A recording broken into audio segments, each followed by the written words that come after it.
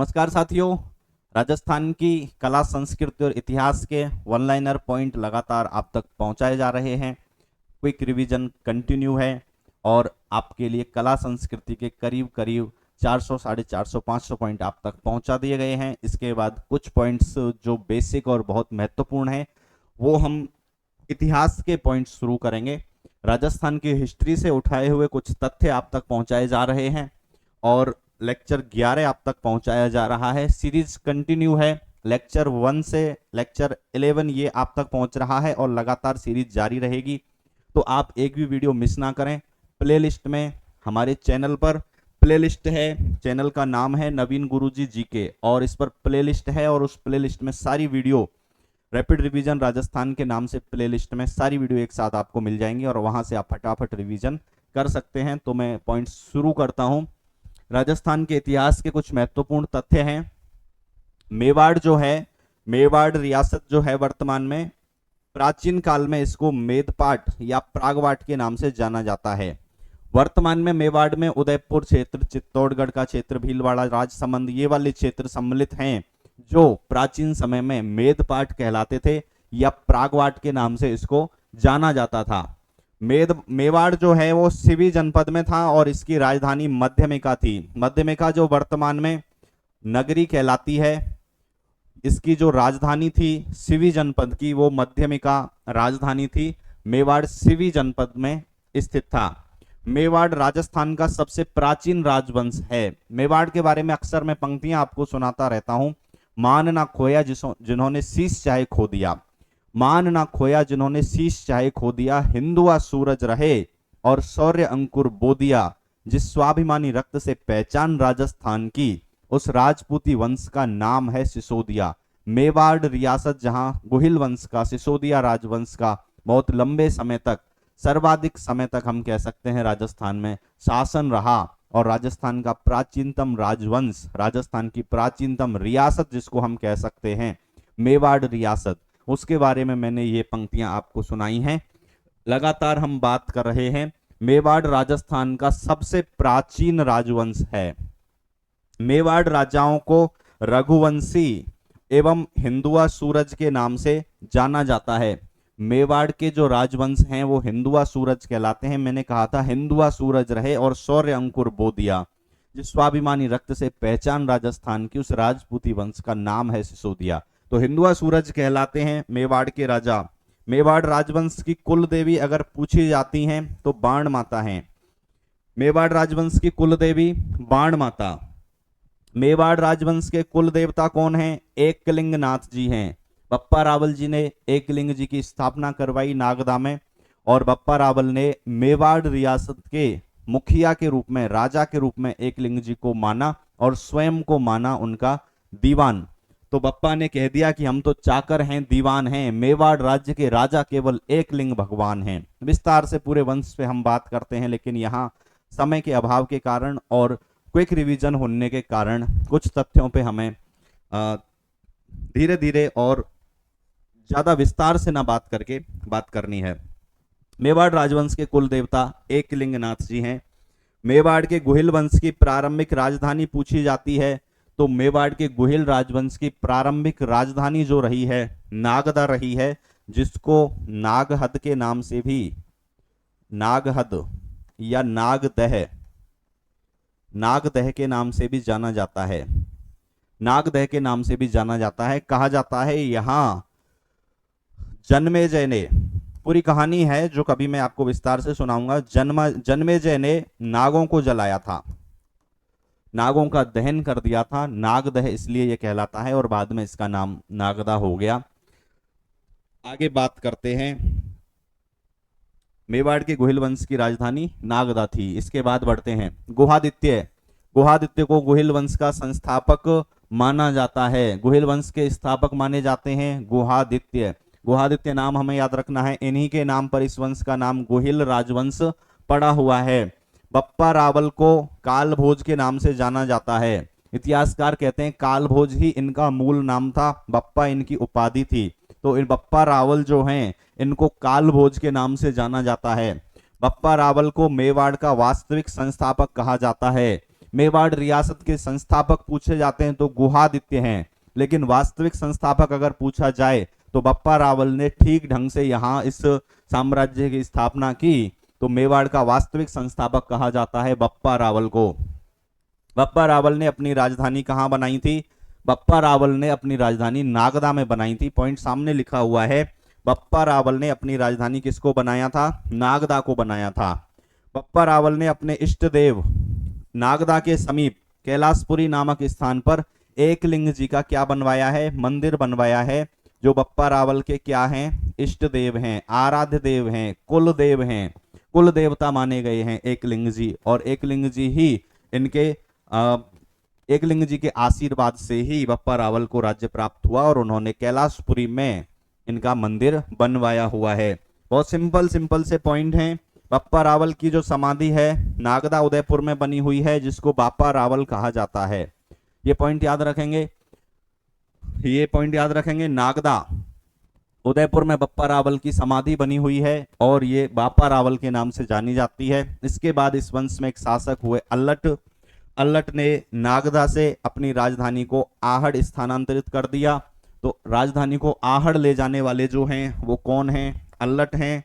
इसके बाद रणसिंह के शासन काल में गोहिल वंश जो है वो दो शाखाओं में विभाजित हो गया। रणसिंह के शासन काल में गोहिल वंश दो शाखाओं में विभाजित हुआ और यहीं से राणा शाखा की, राणा ब्रांच की उत्पत्ति होती है, जिसका कभी विस्तार से हम आगे बात करेंगे, वर्णन करेंगे। अभी बढ़ते हैं आगे। राणा शाखा जिसकी शुरुआत हुई तो हमीर ने 1326 में मेवाड़ में सिसोदिया वंश की नींव रखी। सिसोदिया जो सिसोदा ठिकाने के जागीरदार थे, उन्हीं में से हमीर देव थे और ये हमीर राणा हमीर हैं। इसके अलावा राजस्थान में एक चर्चित हमीर देव चौहान भी हैं जो रणथंभौर रियासत से रिलेटेड हैं, लेकिन हमें बात करनी है राणा शाखा के हमीर की। 1326 ईस्वी में मेवाड़ में सिसोदिया वंश के संस्थापक पूछे जाएं तो राणा हमीर का नाम आता है। डॉक्टर दशरथ शर्मा जैत्र सिंह के काल को मध्यकालीन मेवाड़ का क्या मानते हैं? स्वर्ण काल मानते हैं। मध्यकालीन मेवाड़ का स्वर्ण काल है जैत्र सिंह का समय। ये पॉइंट याद रखेंगे। जैत्र सिंह ने कुछ समय आहड़ तथा उसके बाद अपनी नई राजधानी बनाई चित्तौड़गढ़ में।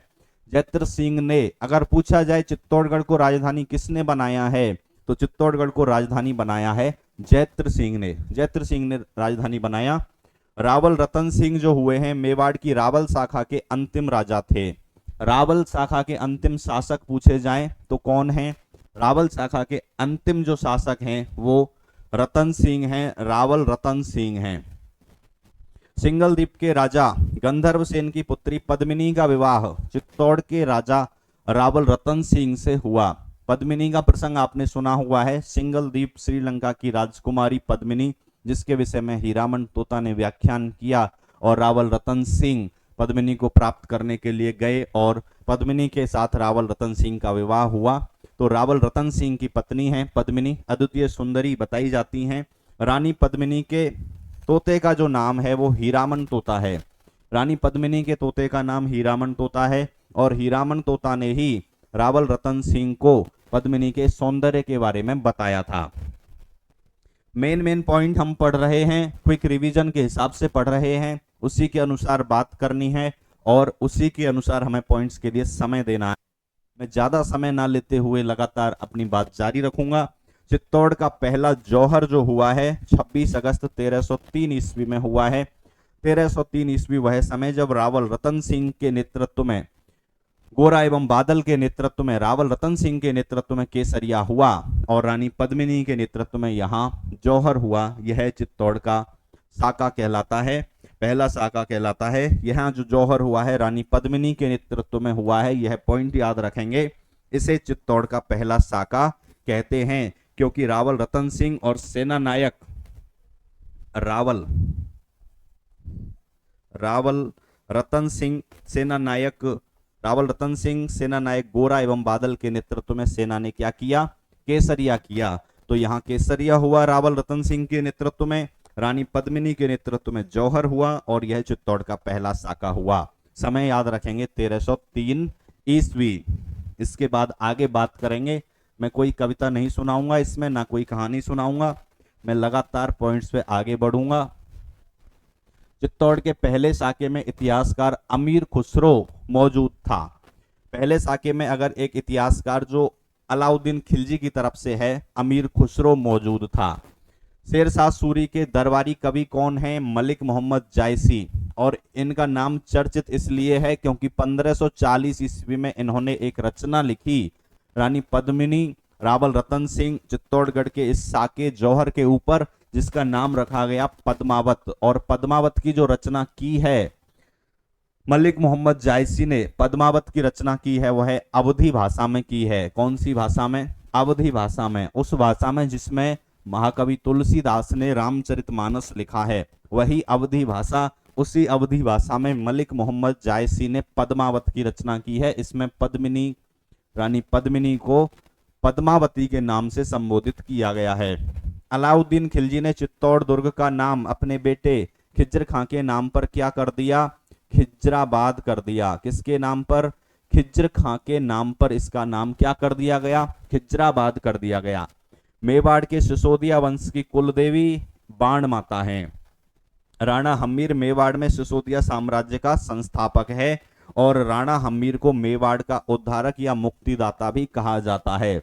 अलाउद्दीन खिलजी ने जब किले का नाम खिजराबाद कर दिया, खिज्र खां के लिए किले को सौंप के चले गए और उसके बाद धीरे धीरे करके ये सोनगरा चौहान जो थे जालौर के, मालदेव सोनगरा के अंडर में किला आया और उसके बाद का पूरा इतिहास। और 1326 में राणा हम्मीर ने यहाँ पर किले को जीत लिया, चित्तौड़गढ़ के किले को, राणा शाखा की स्थापना की। इसी वजह से राणा हम्मीर को मेवाड़ का उद्धारक कहा जाता है या मेवाड़ का मुक्तिदाता कहा जाता है। कीर्ति स्तंभ प्रशस्ति में राणा हम्मीर को विषम घाटी पंचानन बताया गया है। कीर्ति स्तंभ प्रशस्ति कहती है हम्मीर, राणा हम्मीर को क्या बताती है? विषम घाटी पंचानन। विषम घाटी पंचानन उपाधि जो दी गई है वो किसको दी गई है? राणा हम्मीर को दी गई है। बूंदी के राजा हम्मीर सिंह हाड़ा के शासनकाल में महाराणा लाखा ने, मेवाड़ के शासक थे महाराणा लाखा, इन्होंने प्रतिज्ञा ली थी कि जब तक बूंदी के किले को नहीं जीत लूंगा तब तक अन्न जल ग्रहण नहीं करूंगा। ये प्रतिज्ञा किसने ली है? महाराणा लाखा ने ली है। और कौन से किले के संदर्भ में ली है? तो ये याद रखेंगे, बूंदी के किले को जीतने के लिए राणा लाखा ने ये प्रतिज्ञा ली थी। बूंदी के राजा हम्मीर सिंह हाड़ा के समय की ये घटना है और राणा लाखा इस किले को नहीं जीत पाए थे। बाद में इनकी प्रतिज्ञा को पूर्ण करने के लिए मिट्टी का एक किला बनाया गया, तारागढ़ नाम रखा गया और कुंभकर्ण हाड़ा उसकी रक्षा में रहे। पूरी कहानी है, लेकिन आप याद रखेंगे राणा लाखा ने प्रतिज्ञा ली और बूंदी के किले के लिए ये प्रतिज्ञा ली गई थी। राणा लाखा के समय जावर में चांदी की खान निकल आई। मेवाड़ रियासत में चांदी की खान जो जावर में प्रसिद्ध है वो राणा लाखा के समय निकली। लाखा के दरबार में संस्कृत के विद्वान, ये नाम पूछ लिए जाते हैं, झोटिंग भट्ट और धनेश्वर भट्ट, नाम याद रखने हैं। दोनों ही विद्वान राणा लाखा के दरबार में थे। नाम है झोटिंग भट्ट और धनेश्वर भट्ट, ये राणा लाखा के दरबार में रहते थे। मेवाड़ के कुंवर चूड़ा को, मेवाड़ के कुंवर चूड़ा है, मेवाड़ के कुंवर चूड़ा को मेवाड़ का भीष्म कहा जाता है। चूड़ा बने थे भीष्म, तभी लाखा संग हंसा रहती है। मुझसे रहा नहीं जाता, वो पंक्तियां निकल के आ ही जाती हैं और मैं सुनाना नहीं चाहता कोई भी कविता, कोई भी कहानी। मेवाड़ के कुंवर चूड़ा को मेवाड़ का भीष्म कहा जाता है, ये वन लाइनर ही याद रखना है आपको। मेवाड़ के कुंवर चूड़ा को मेवाड़ का भीष्म कहा जाता है। मोकल के दरबार में मना, फना तथा बीसल नाम के शिल्पी रहते थे। ये शिल्पकारों के नाम हैं। किसके दरबार में रहे? तो ये मोकल जी के दरबार में रहते थे, राणा मोकल के दरबार में रहते थे। राणा मोकल ने चित्तौड़गढ़ किले में समधीश्वर मंदिर का पुनर्निर्माण करवाया, इसलिए इस मंदिर को मोकल जी का मंदिर कहते हैं। चित्तौड़ किले में स्थित है, मोकल जी का मंदिर कहते हैं। समधीश्वर मंदिर का पुनर्निर्माण करवाया, किसने करवाया है? राणा मोकल ने करवाया है। इसके बाद महाराणा कुंभा को स्थापत्य कला का जनक कहा जाता है। राजस्थान के इतिहास में, मेवाड़ के इतिहास में एक बहुत बड़े नाम, बहुत बड़े प्रसिद्ध शासक महाराणा कुंभा, जिनको कलम, कटार और कला की त्रिवेणी कहा जाता है, स्थापत्य कला का जनक कहा जाता है। तो ये महाराणा कुंभा के विषय में पॉइंट था। काफी रोचक तथ्य हैं, आप आगे बढ़िए। मेवाड़ के राणा कुंभा और मारवाड़ के राव जोधा, ये राज लिखा हुआ है, राव जोधा के बीच 1453 में आवल बावल की संधि हुई थी। काफी ऐतिहासिक पॉइंट है, याद रखेंगे। ये संधि पूछ ली जाती है, आवल बावल की संधि किस किस के मध्य हुई थी? तो आवल बावल की संधि मेवाड़ और मारवाड़ रियासतों में हुई। मेवाड़ के राणा कुंभा और मारवाड़ के राव जोधा के मध्य ये संधि हुई है, आवल बावल की संधि।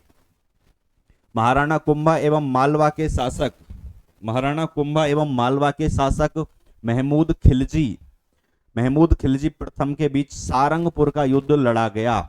महाराणा कुंभा एवं मालवा के शासक महमूद खिलजी प्रथम, इनके बीच क्या लड़ा गया? सारंगपुर का युद्ध लड़ा गया। और सारंगपुर युद्ध को विजय करने के बाद, नेक्स्ट पॉइंट लिखा हुआ है, सारंगपुर युद्ध में विजय के बाद चित्तौड़गढ़ में विजय स्तंभ का निर्माण महाराणा कुंभा ने करवाया।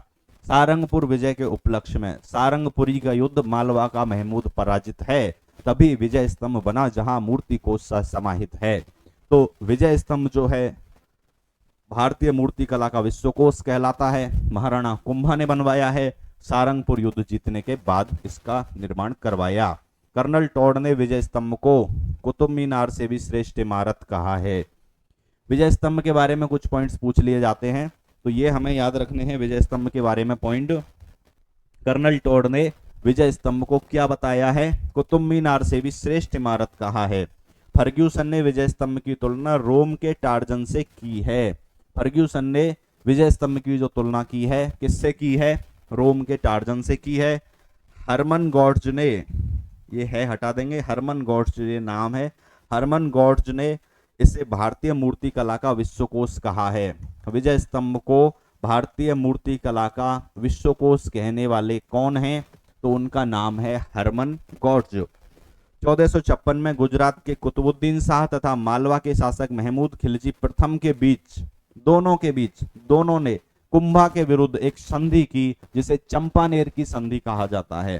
दो शासकों के मध्य, दो रियासतों के मध्य, मालवा एवं गुजरात के मध्य एक संधि हुई। दोनों में तय हुआ कि कुंभा को परास्त करेंगे, तो कुंभा के विरुद्ध, राणा कुंभा के विरुद्ध यह संधि हुई है और चंपानेर की संधि के नाम से इसको जाना जाता है।